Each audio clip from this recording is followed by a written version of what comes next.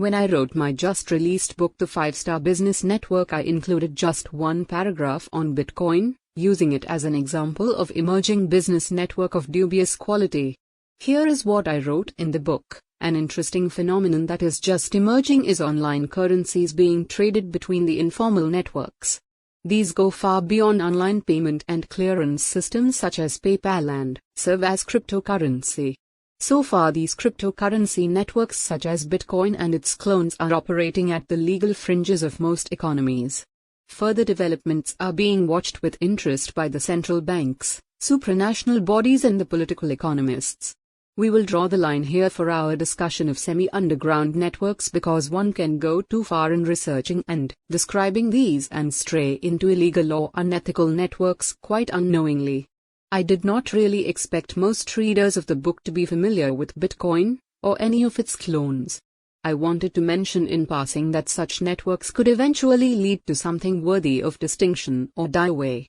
Little did I know that barely before the book was released, Bitcoin shot up in notoriety, first by rising phenomenally, and then by falling equally hard.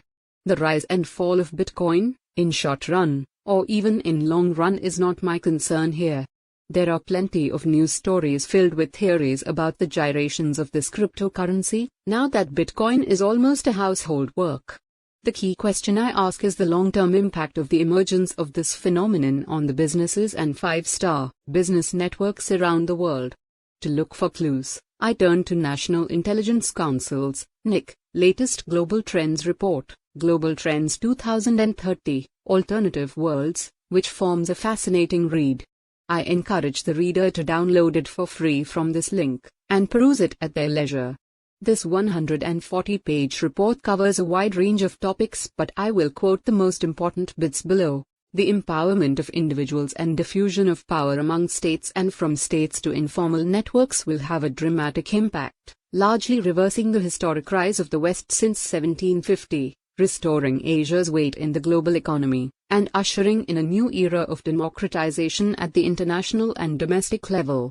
We have more than enough information to suggest that however rapid change has been over the past couple decades, the rate of change will accelerate in the future.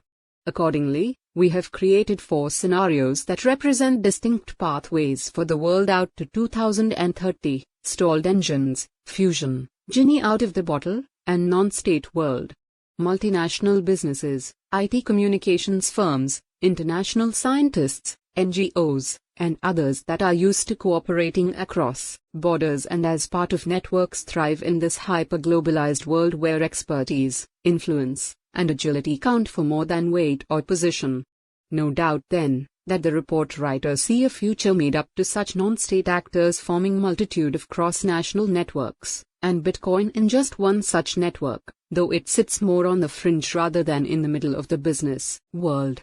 It is also starting to gain legitimacy. As per The Economist on March 18, the Financial Crimes Enforcement Network, an American government agency, proposed to regulate Bitcoin exchanges. This suggests that the agency is unlikely to shut them down. While as a store of value, Bitcoin or its clones may or may not be a suitable replacement for money.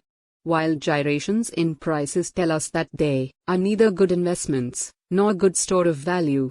Unknown complex computer algorithms that create new bitcoins somehow do not create the perception of scarcity that deep underground tunnels for gold mining do.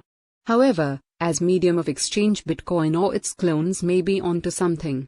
In a world where most supermarkets or even bookstores are not complaining when they earn a margin of 2% to 5%, it appears ludicrous that credit card companies can command a transaction fee that is equally high. These high fees, and the processes that accompany them, were designed in the days of coaches and buggies when none of the efficiencies of modern communication and transportation were available. Whatever happens to the lawsuit with $7.25 billion settlement in 8 years of antitrust litigation that accuses Visa and MasterCard of conspiring to inflate retailers' interchange or swipe fees on credit card transactions? Reuters, in the long run, sophisticated networked shoppers will become aware of the power of cryptocurrencies to facilitate cheaper international transactions. As per The Economist, some legal businesses have started to accept bitcoins. Among them are Reddit, A. Social media site, and WordPress, which provides web hosting and software for bloggers. The appeal for merchants is strong.